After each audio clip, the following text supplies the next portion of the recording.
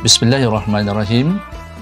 Alhamdulillah, apabila kita berbicara berkaitan dengan bulan Ramadan, dalam Al-Quran Allah Subhanahu wa taala telah berfirman, A'udzubillahi minasyaitonirrajim.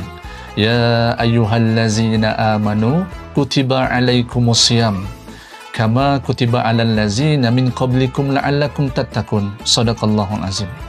Yang mana maksudnya dalam ayat ini Allah Subhanahu wa taala telah menjelaskan, wahai orang-orang yang beriman, diwajibkan ke atas kamu untuk berpuasa sebagaimana telah diwajibkan ke atas umat yang terdahulu daripada kamu agar kamu dapat bertakwa.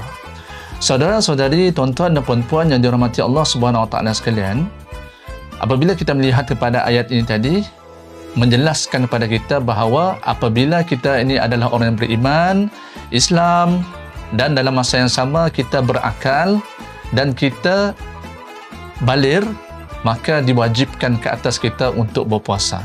Maknanya, sekiranya kita meninggalkan puasa disebabkan sengaja ataupun disebabkan tidak sengaja, disebabkan oleh apa-apa keuzuran, maka kita wajib untuk menghentikan puasa tersebut selepas habisnya Ramadan pada tahun ini.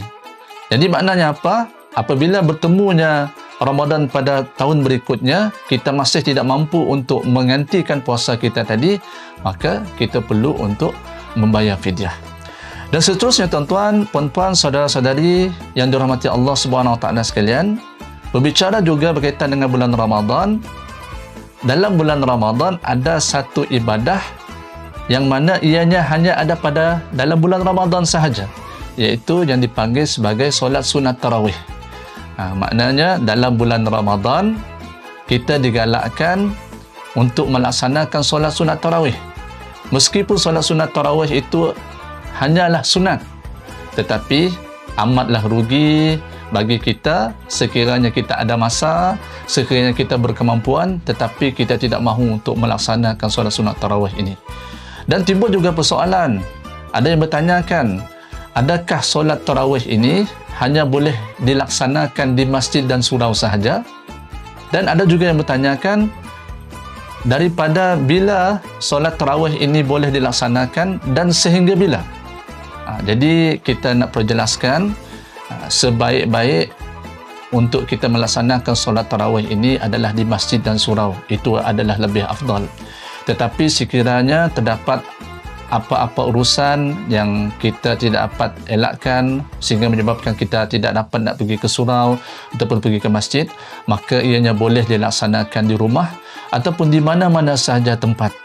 Dan sekiranya kita tidak mampu untuk melaksanakannya secara berjemaah, sembahyang secara bersendirian pun boleh juga untuk ibadah solat sunat tarawih ini. Dan adapun berkaitan dengan masa untuk melaksanakan ibadah tarawih ini, sebenarnya ianya boleh dilakukan sejak daripada kita selepas menunaikan solat isyak sehinggalah kepada azan subuh. Jadi maknanya sekiranya kita tidak berkesempatan untuk melaksanakan solat sunat tarawih pada malam hari, maka insya-Allah sekiranya pada waktu sahur kita nak mengerjakan, sebelum sahur kita nak mengerjakan solat sunat tarawih ini, maka ianya boleh dilaksanakan insya-Allah.